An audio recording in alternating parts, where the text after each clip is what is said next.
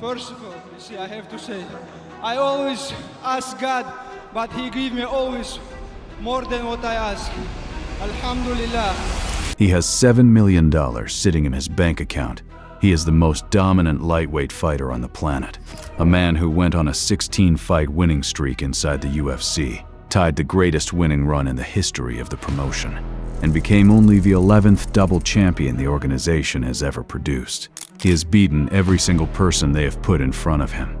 He knocked out Alexander Volkanovski with a head kick. He choked out Dustin Poirier. He dismantled Charles Oliveira, the man everyone was calling the best finisher alive. For his rematch against Volkanovski alone, he walked away with $2.5 million in a single night. And you know what Islam Makhachev did after all of that? He went back to Dagestan, fed his sheep, checked on his horses, did not post a single photo inside a nightclub, a private jet, or a mansion with a pool. No watch hauls, no car reveals, no influencer trips to Dubai. 7 figures. And the man lives like he is still that same kid from a mountain village who had to work security shifts just to afford his training camps. So here is the question, is this humility, or is Islam Makhachev playing a game the rest of the world is too distracted to understand? Because what we found when we went deep on his life, his background, his finances, and his future, it changed the entire way we see this man. And once you hear it, you will not look at him the same way again. First, you have to understand what Islam Makhachev's rise actually represents. This is not just a story about a fighter who got rich and stayed humble. This is a story about a man from one of the poorest, most remote regions on earth, a mountain village in Dagestan where boys are raised on discipline and silence, who climbed to the very top of the most violent sport on the planet, earned millions, and then actively chose to live like none of it happened. That is not normal. Not in combat sports, not in professional athletics, not anywhere. The UFC's pound-for-pound #1 fighter as of this year does not own a mansion. He owns a farm. That is the backdrop for everything that follows. Islam Ramazanovich Makhachev was born on October 27, 1991, in Makhachkala, the capital of Dagestan. But he did not grow up in the capital. He grew up in Burshi, a remote village tucked into the mountains of Dagestan, far removed from any kind of urban comfort. His father grew tomatoes and drove trucks for work. His mother ran a small cafe out of their home to help support the family. There were no luxury cars in the driveway. There were no designer clothes. There was discipline, faith, labor, and community. Dagestan is a place where boys are not just raised to be strong. They are raised to behave. To bring dishonor to your household through arrogance or recklessness is considered one of the worst things a person can do. The expectations placed on boys in Burshi were not just physical. They were moral. Humility was not a choice. It was the standard. Islam started training in Taekwondo at 7 years old. Then Sanda. Then freestyle wrestling. Then, after learning that his friend Khabib Nurmagomedov was already going professional in mixed martial arts, he switched to combat sambo under Khabib's father, a man named Abdul Manap Nurmagomedov. And that moment, that decision to train under Abdul Manap, is where everything truly began. Abdul Manap Nurmagomedov was not just a coach, he was a philosopher of combat and character. Every fighter who trained under him came out not only technically elite, but personally transformed. He did not just teach wrestling, he taught discipline, mental endurance, and the idea that success means nothing if it costs you your integrity. Islam was never the most outspoken of his protégés. He was never the flashiest, but he was the most consistent. He showed up every single day, trained in silence, and did the work without needing anyone to watch. Abdul Manap recognized what that meant. He pulled Islam closer. He built him into what we see today. Not just a dangerous fighter, but a man who genuinely does not care what the world thinks of what he owns. And alongside Abdul Manap, Khabib Nurmagomedov became more than just a training partner. He became an older brother, a mentor, and eventually, after Abdul Manap passed away in 2020 from COVID-19 complications, the man who carried the torch and vowed to get Islam to the top. The values those two men poured into Islam, Makhachev cannot be purchased, cannot be unlearned.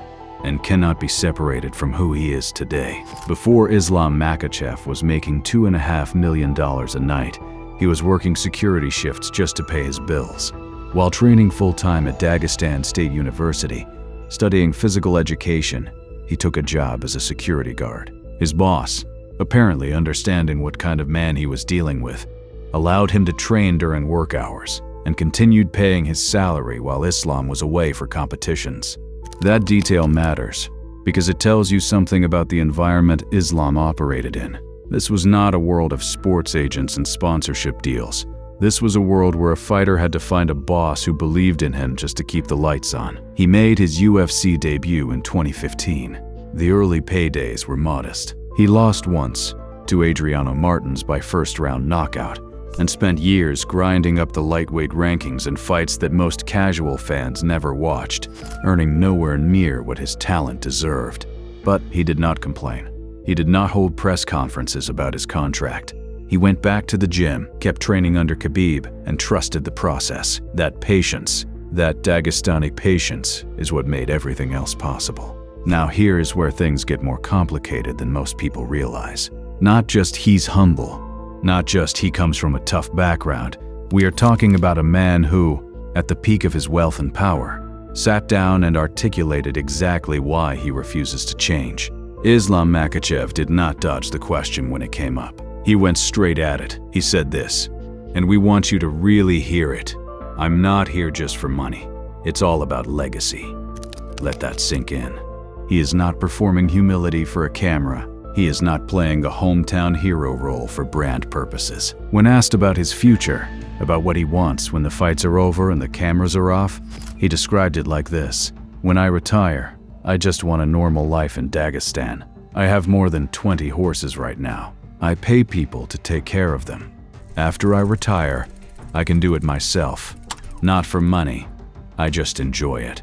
A UFC double champion, the pound-for-pound best fighter on earth, and his retirement dream is to personally feed his horses in the mountains of Dagestan. That is not a man who is pretending to be humble while secretly counting zeros on a screen. That is a man whose entire value system was forged so deeply in childhood that no amount of money could touch it. And here is the part that hits hardest. Islam Makhachev did not grow up dreaming about being rich. He grew up dreaming about winning. Those are two completely different things. And that difference, that single distinction, is what separates him from almost every other athlete on the planet. That is the weight of what Islam Makhachev actually carries. Let us be precise about what Islam Makhachev has actually earned, because this story does not work without understanding the full number.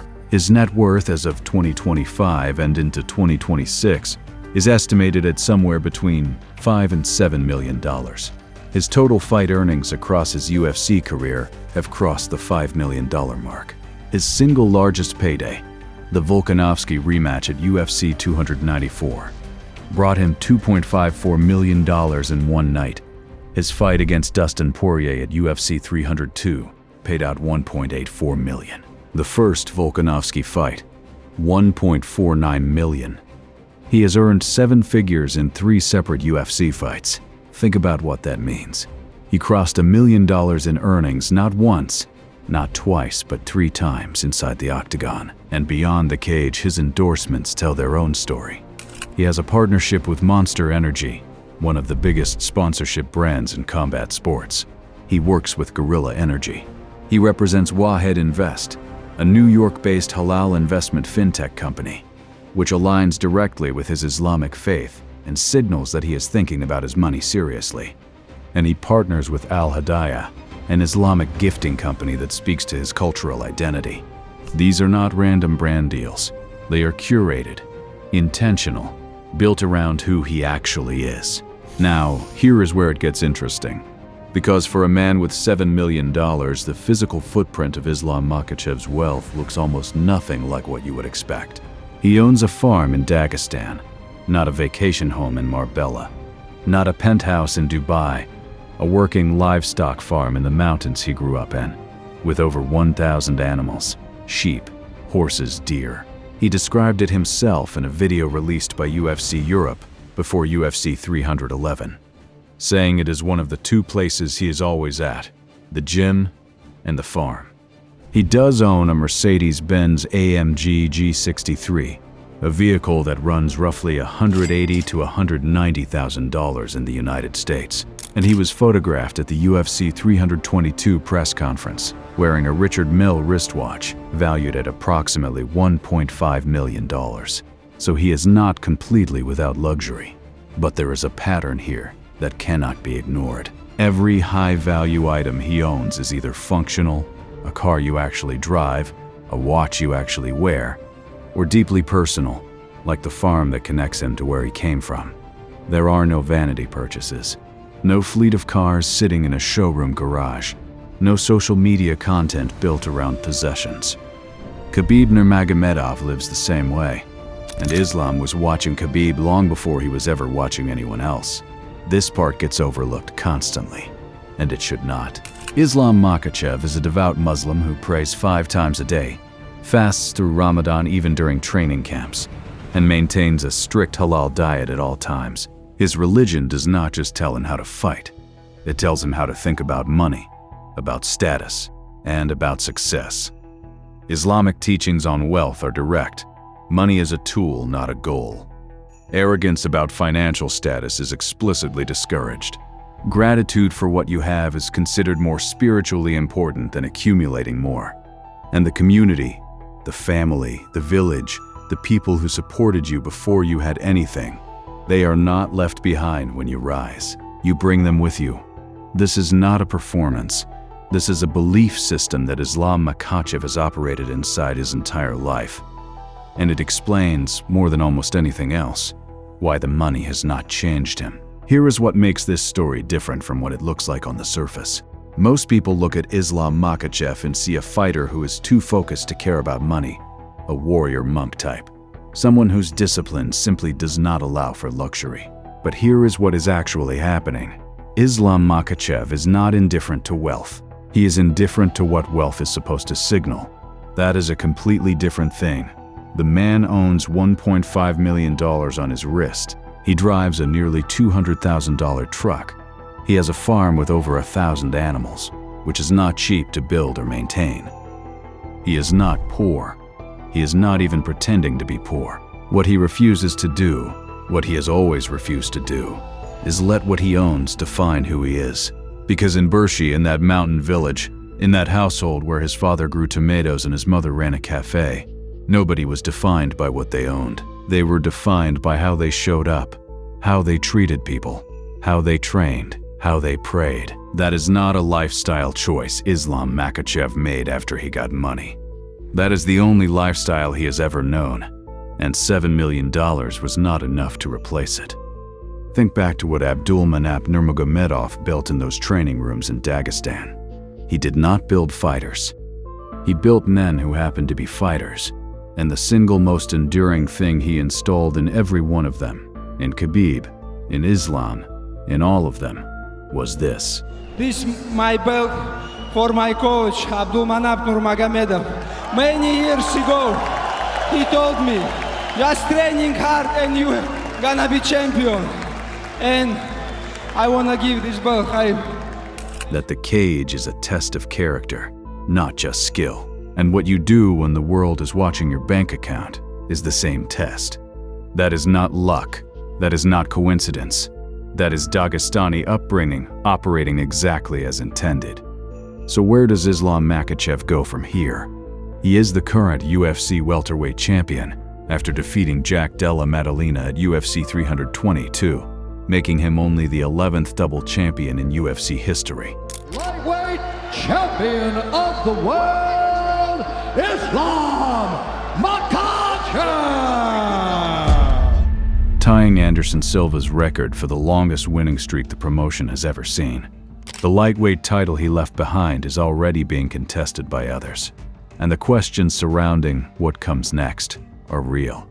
Does he stay at welterweight and attempt to build a dynasty at 170? Does he return to lightweight and reclaim what he never truly lost? Does he set up a rematch with someone from his past, a Poirier, a Moicano, an Oliveira, now that both of them have rebuilt their profiles?